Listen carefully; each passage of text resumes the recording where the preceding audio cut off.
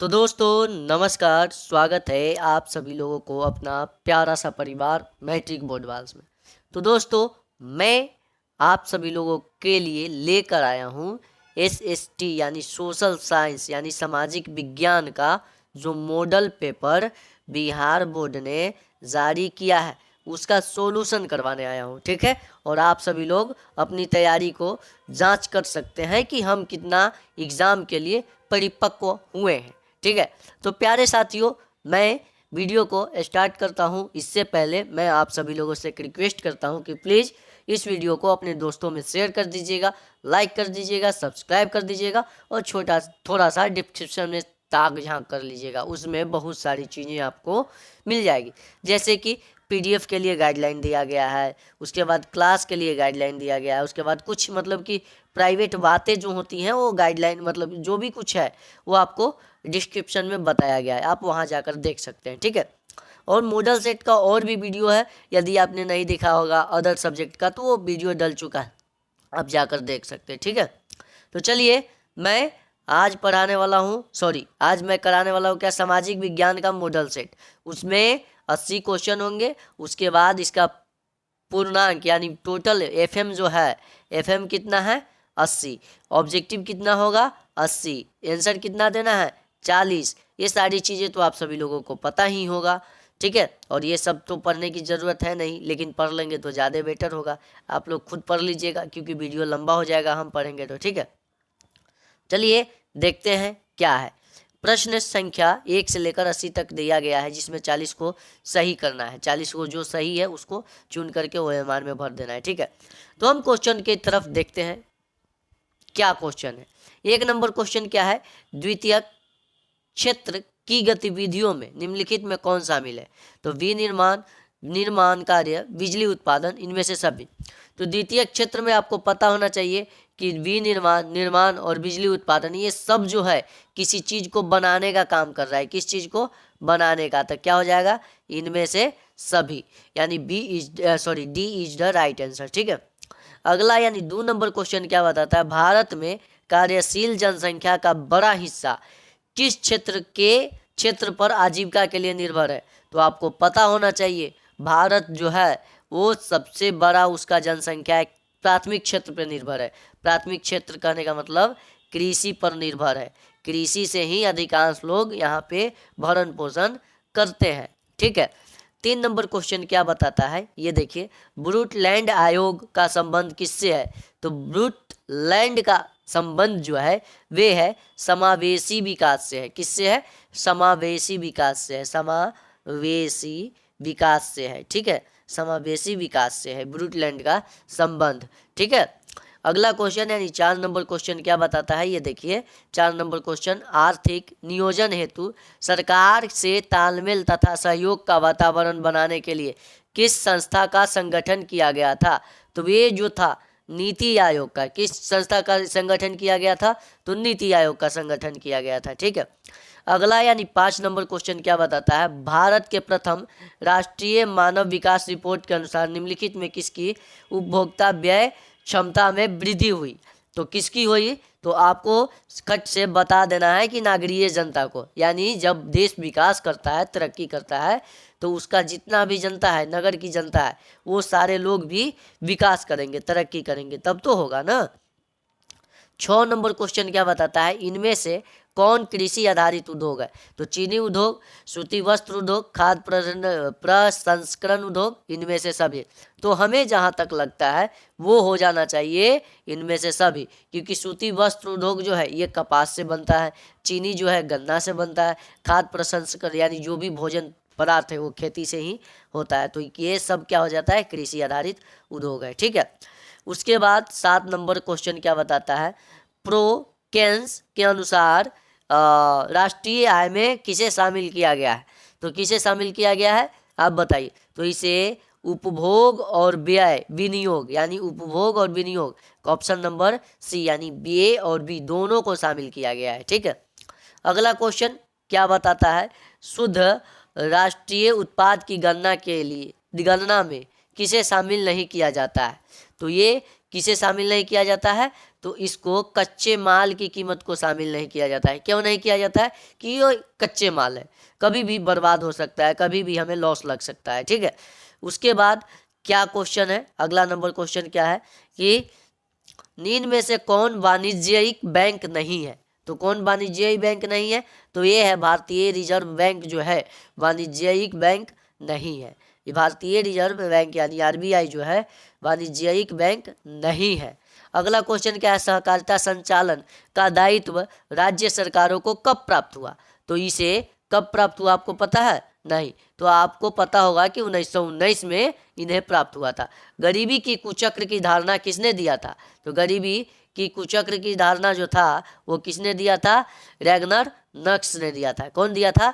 Ragnar Nurkse ने, यानी option C is the right answer. ठीक है, अगला क्वेश्चन क्या है, इनमें से किस संसाधन का परिश्रमिक ब्याज होता है? ब्याज है, इसमें से किन संसाधन का परिश्रमिक ब्याज है? तो इसका सही आंसर क्या हो जाना चाहिए? पूंजी का, क्योंकि पूंजी रहेगा तब तो सूद पर पैसा देते हैं ना, और जिसके पास पूंजी ही नहीं रहेगा तो उसका ब्याज बनेगा? भूमि का ब्याज बनता है, श्रम का ब्याज बनता है, उद्यमी का ब्याज बनता है? नहीं। तो सिर्फ ब्याज किस चीज़ का बनता है? पूंजी, यानी किस चीज़ को? ये जो पावर है यानी मनी जो है, सॉरी पावर नहीं बोलेंगे, मनी को ब्याज बनता है। ठीक है, केंद्रीय सहकारी था, क्या है क्वेश्चन, केंद्रीय सहकारी बैंक किस स्तर पर कार्य करता है? तो ग्राम स्तर पे, जिला स्तर पे, राज्य स्तर पे, राष्ट्रीय स्तर पे, किस स्तर पे काम करता है? आप सभी लोग बताइए। तो हमें लगता है कि इसका सही आंसर क्या हो जाएगा?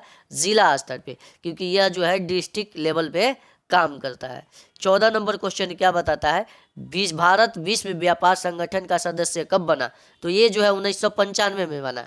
भारत विश्व व्यापार संगठन का सदस्य जो है 1995 में बना था। ठीक है, अगला क्वेश्चन क्या बताता है, राष्ट्रीय फोरम के आदेश से असंतुष्ट उपभोक्ता कितने दिनों के अंदर उच्चतम न्यायालय में अपील कर सकता है? तो ये जो है 1 महीना, कहने का मतलब 30 दिन में वो संपर्क यानी वो आवेदन कर सकती है। ठीक है, मेजनी का संबंध किससे था? तो मेजनी का संबंध जो है किससे था? तो उसे Carbonari, young Italy, young Europe, इनमें से सभी, यानी ऑल ऑफ दिज, ये इनमें से सभी से उनको संबंध था, तीनों के तीनों संस्थाओं से। कालसवाद आदेश किसने जारी किया था? तो कालसवाद जो है आदेश किसने जारी किया था? तो कालसवाद जो आदेश है वो जारी किए थे मेटरनिख ने जारी किया था। ठीक है, 18 नंबर क्वेश्चन क्या है, साम्यवादी शासन पहली बार कहाँ अपनाया गया था? तो साम्यवादी शासन जो है सबसे पहली बार रूस में अपनाया गया था। कहाँ अपनाया गया था? रूस में अपनाया गया था। ठीक है, 19 नंबर क्वेश्चन क्या बताता है, रूस की मार्च क्रांति के बाद वहाँ किसके नेतृत्व में सरकार बनी थी? तो किसके नेतृत्व में सरकार बनी थी? तो आप बता दीजिए। कोरेंस्की के नेतृत्व में सरकार बनी थी। किसके? कोरेंस्की के नेतृत्व में। ठीक है, चेका संगठन क्या है? यह गुप्त पुलिस संगठन था। चेका संगठन जो था वो चुपचाप पुलिस को निर्माण कर रहा था। ठीक है, उसके बाद 21 नंबर क्वेश्चन क्या है, प्रथम यूटोपियन समाजवादी कौन था? तो प्रथम यूटोपियन समाजवादी जो था रॉबर्ट ओवेन था। कौन था? रॉबर्ट ओवेन था। बाओदाई की सरकार निम्न में से किसका समर्थन प्राप्त था?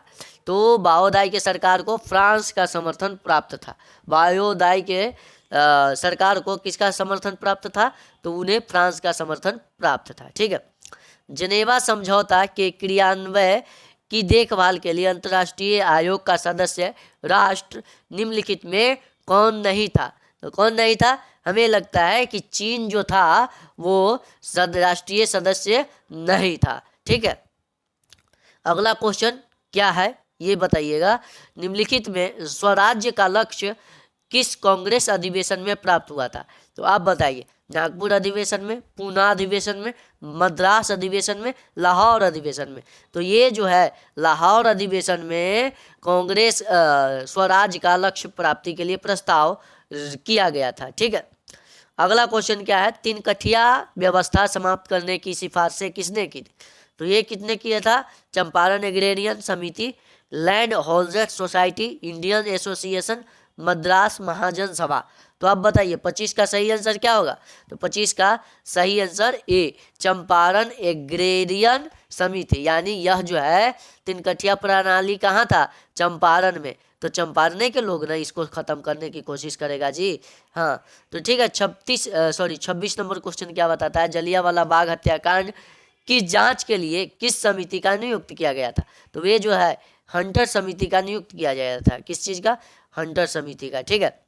हिंद स्वराज नामक पुस्तक के लेखक कौन थे? तो ये महात्मा गांधी थे। हिंद स्वराज नामक पुस्तक के लेखक कौन थे?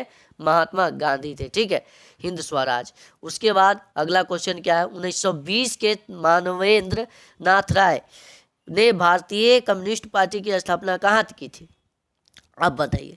तो वो उन्होंने कहाँ की थी? ताशकंद में की थी। कहाँ की थी? ताशकंद में किया था। ठीक है। वामपंथी शब्द का प्रथम प्रयोग, वामपंथी शब्द का प्रथम प्रयोग किस क्रांति में हुआ था? तो आप सभी लोग बताइए किस क्रांति में हुआ था? तो ये फ्रांसीसी क्रांति में हुआ था। कहाँ हुआ था? फ्रांसीसी क्रांति में हुआ था। ठीक है।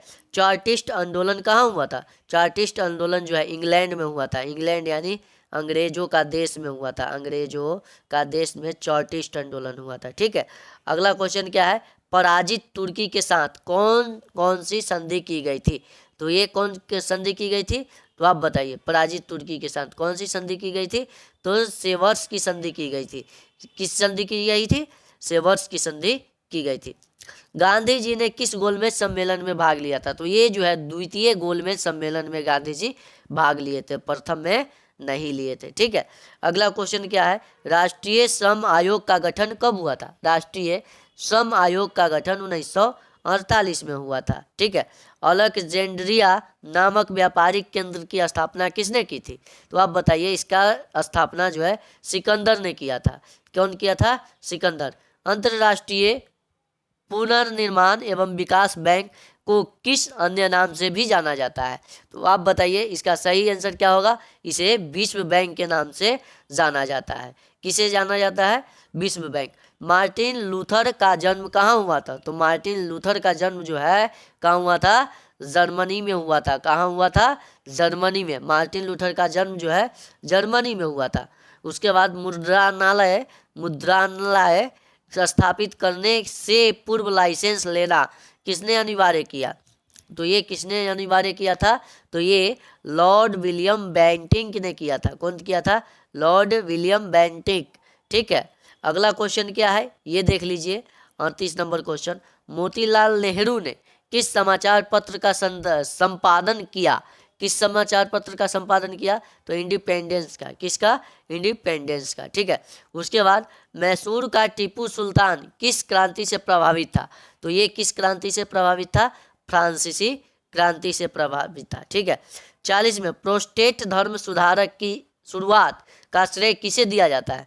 तो किसे दिया जाता है? मार्टिन लूथर किंग को दिया जाता है। किसे? Martin Luther king. तो प्यारे साथियों, मैं आप सभी लोगों को ये सारी चीज़ें बता दिया। मैं वीडियो आपको 40 क्वेश्चन सही करना था, 40 क्वेश्चन मैंने आपको बता दिया शुरू से लेकर के। ये आप इतना कर लेते हैं तो आपका एसएसटी में स्कोर बहुत अच्छा रहेगा। प्यारे साथियों, मैं मिलता हूँ अगले वीडियो में। तब तक के बाय, टेक केयर, जय हिंद, जय भारत। और अपने दोस्तों में इस वीडियो को शेयर तो ज़रूर कर दीजिएगा। ठीक है।